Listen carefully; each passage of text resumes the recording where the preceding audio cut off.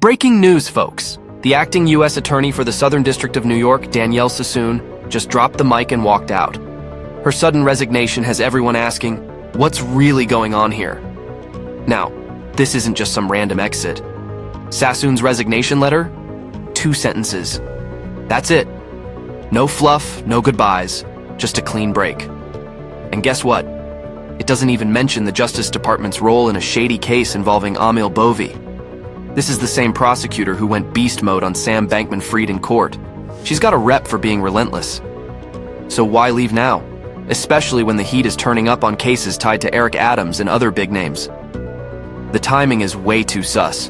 We're diving into all the WTF details, what this means for major investigations, how it shakes up the justice system, and whether there's a bigger game at play. You don't want to miss this one. Watch this, stay locked in, and I'll be back to break it all down. We have breaking news. The acting U.S. Attorney for the Southern District of New York has just resigned. That's from a senior official talking to NBC News. I want to bring in NBC's Tom Winter and Lisa Rubin, both here with me. Tell us about this, Tom. Is this related at all to Eric Adams and the push to get his case? Well, the resignation letter, to be clear, for Danielle Sassoon, the acting U.S. Attorney for the Southern District of New York, is only 2 sentences in length, we're told. It does not specifically address the directive that you referenced from the Justice Department and Amil Bovy, who is the current acting Deputy Attorney General, to drop this case without prejudice, meaning that it could be called again at some point in the future. And the letter specifically discusses that. So there were no plans for Sassoon to resign now. There were no plans for Sassoon to resign prior to this letter. So while she doesn't specifically reference it, it is very difficult to look at this letter as anything other than I'm not going to do this. In the office, a couple of things have come up over the past couple of days. First, let's talk about Sassoon. This is an individual who went toe-to-toe with Sam Bankman-Fried, cross-examined him, and by all accounts, really tuned him up when he was on the defense stand in his own defense in that case, and obviously he was convicted. This is somebody who's been described to me over the years as a killer, and they say that in a good way. Somebody who goes out there and gets the cases done. Somebody yesterday described her to me as somebody who represents the epitome of the Southern District, which is somebody who goes after cases without fear or favor, somebody who believes in justice. So that's who this individual is. They're a veteran of that office. I don't think there's any indication whatsoever that she ever wanted to leave. And she was there in an acting capacity until Jay Clayton, who's the Trump appointee for that office, could be confirmed. So just so people understand who she is, her connections to all this, and the connections to the office. There is nothing that has been docketed yet formally dismissing this case without prejudice. It has been directed by the Justice Department headquarters, main justice, as people refer to it. And so there's no other way that you could read this at this stage, barring any sort of other information, that this is a resignation in lieu of filing that order. Now, what happens next is... She was not about to... Potentially. Right. This is the way we're reading it. She was not about to drop a case that she felt was strong, that she and her office had worked on a long time and felt they could win. Would that be fair to say? To be clear, she was not a prosecutor on the Adams case specifically, but as the Adams prosecution has been arguing, they believed it was a very strong case, that additional charges were coming against New York City's mayor, including charges for witness tampering with law enforcement, whether you're a special agent 2 years on the job or whether you've been a federal prosecutor for 20 years. The idea of somebody tampering with your witnesses prior to trial is something that is a real affront to them. Of course, Mayor Adams has denied all the allegations against him. He's denied that there was any sort of crime here. And of course, this case has yet to go to trial, may never go to trial. So there's nothing there that we can say definitively about his guilt. But certainly prosecutors are moving forward with this case prior to this coming up. And I think for me, Chris, it was around the time that a press conference was called by the mayor this past fall prior to the election when Donald Trump was speaking at Madison Square Garden at a campaign event. I think it was several weeks before Election Day. And everybody was concerned because everybody thought, and everybody being the reporters, thought, is there some sort of security concern involving Donald Trump, obviously the target of 2 assassination attempts? We were then subsequently told there is no additional threat reporting. And so the question came up as to why Mayor Adams at that stage might have been wanting to do a press conference when there was no clear or articulable threat. And then the question started to be asked, is he appealing to Trump? Has he made the pivot here in order to get attention from the former president, now current president, to get some sort of a good outcome? To be clear, the memo says that there's no sort of exchange here about immigration enforcement in lieu of dropping the charges. But why did this get to this point? Well, the memo also points out that they're looking for Mayor Adams' help with immigration efforts in New York City. So, and in fact, is meeting with Tom Homan today. So exactly correct. Let me ask you this, Ryan. Do we know, are there indications that that is indeed what happened? You know, it's a tough question because I think we know that there are lots of people who are linked to Kash Patel in important roles currently at the FBI. And that was something that he answered, on the record during his confirmation hearing, said, acknowledged that he knew some of these people who were already in the Bureau. And that raised a lot of red flags because one individual had a connection to Elon Musk. And just this idea of having these outsiders who did not have the background of the FBI, were not just career FBI employees in these positions, obviously raised a lot of questions. I spoke with Kyle Seraphin, who's one of these former FBI special agents who's pretty close with Kash Patel. In fact, Kash Patel gave Kyle Seraphin some money, as well as some other former FBI special agents after they were sort of pushed out of the Bureau for various reasons. And so he has this ongoing relationship with them. In fact, Kash Patel called a number of these individuals immediately after he was nominated. And what Kyle Seraphin was saying to me is essentially that it would make sense that, that someone who was coming in was in communication and vaguely aware, but he insisted that,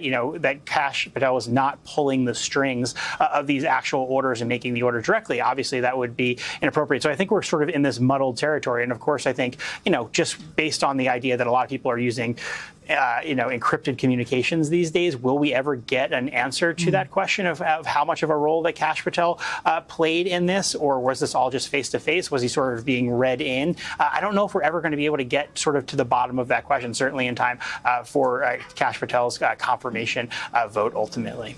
Which leads me to the question, Frank, what you're hearing from folks, your friends who are still inside the FBI. Yeah, they're leaving. That's what I'm hearing. They're out. Their resumes are out. They're interviewing. They understand they're going to be asked to violate their oath to protect, preserve, and defend the Constitution. They see the prosecutors being fired. They see the list being demanded. Probationary agents who have no due process rights, that list has been demanded. They're seemingly going to get fired. The top layer of management is gone. Now we understand every U.S. attorney is going to be replaced. And who are they going to be replaced with? Trump sycophants. So they're leaving. That's what's happening. And there's no one in line to replace them because there's a hiring freeze at the FBI. And while all that is going on, the man ostensibly elected president, the guy forced to sit through Elon over talking him in the Oval while holding his toddler, Donald Trump, remember him? He's been amusing himself, putting his big preschool-sized magic marker signature on more and more executive orders. Many of them seemingly little more than passion projects of his that do nothing to bring down grocery prices or help everyday Americans, like establishing a task force to eradicate non-existent anti-Christian bias in a country where the Supreme Court keeps ruling that Christians have the right to, pray on the public school football field or refuse to bake cookies or cakes for gay couples or cover birth control at their businesses. He's also ending the use of paper straws. Yes, I promise that is a real executive order. And renaming the Gulf of Mexico the Gulf of America, which literally no one asked for and no other country has to go along with, despite Apple and Google grovelingly taking the knee and updating their apps accordingly, like this is the Soviet Union. And Trump is taking that last one very seriously, to the point of his reality show administration retaliating against the Associated Press, barring its reporters from yesterday's Oval Office executive order signing because the AP has not pulled a Google Maps and capitulated to his demands. The AP continues to refer to the Gulf of Mexico as the Gulf of Mexico because that is what it is called everywhere in the world except in MAGA America. And on top of all of that, Trump continues to push his delusional idea that he will seize control of Greenland, Canada, and the Panama Canal and, quote, take Gaza and turn it into a real estate development and be welcomed with open arms by the nearly 2 million Palestinians that he says he will somehow displace. I'm joined now by Mehdi Hasan, editor-in-chief of and CEO and CEO of Zateo. I don't have a lot of CEOs sitting in this chair, so thank you for being here and gracing me with your I'm a pretend CEO. Although I feel seen by your monologue. I have a preschool-sized magic marker signature too, sadly. Maybe it's the one thing I have in common with Trump. It is odd. I mean, he really needs a big marker to make him feel special. But Yes. I want to talk about the fact that a lot of the stuff that's happening right now, it isn't going over very well. Yeah. Zateo has a poll that shows that the whole idea of seizing Gaza and seizing Greenland, et cetera, not popular. So, yeah, we ran this Data for Progress poll today, which shows seizing Greenland, majority of Americans surprisingly against. Shocking. Seizing Canada, majority of Americans surprisingly against. Taking Gaza, annexing it, owning it, whatever he said, I will own it, he told Fox. 64% of Americans are opposed. Amongst Republicans, pretty split, 46-43. And when you asked them, do you want to send American troops to secure Gaza? 69% of Americans opposed, including a majority of Republicans. No one wants this. Yeah. And by the way, have you noticed, Joy, a lot of Republicans are running this very kind of Trump is the state, you can't question him line, which is, he won the election. This is what people voted for. I keep hearing this line. This is what people voted for. No, they didn't. No. I don't remember him on the campaign trail saying, I'm going to take over Gaza. He didn't promise it. And by the way, the American public don't want it. So this is a lot of BS that's being pushed, that they are somehow popular. They have a mandate. They won by 1.5% in the popular vote. He didn't win a majority of the popular vote. He didn't say he was going to do half the stuff he's doing. I don't remember war with Denmark being on the ballot paper last year. All right, folks. Trump's people are quitting on him left and right instead of backing him up in full force. Why? Because this whole situation is a dumpster fire. On one side, you've got witch hunts against people who might actually be innocent. And on the other, total leniency for people who might be straight-up criminals. And yeah, we can't say Eric Adams is guilty. He hasn't been convicted. But why are charges getting dropped when the evidence is stacked? Meanwhile, folks with flimsy cases against them are getting slammed with the full weight of the law. That's why DOJ and FBI officials are bailing. They know Trump doesn't have a real mandate for this mess. His so-called big victory was anything but. He barely scraped by in the Electoral College, didn't even hit 50% of the popular vote, and actually did worse than Hillary in 2016, let alone Obama in 2008 or Biden in 2020. Bottom line, people are running from Trump because they know sticking with him means two things: losing your soul or ending up in prison. And when that happens, he'll act like he's never even heard of you. Work for Trump? That's a fast track to being disbarred or behind bars.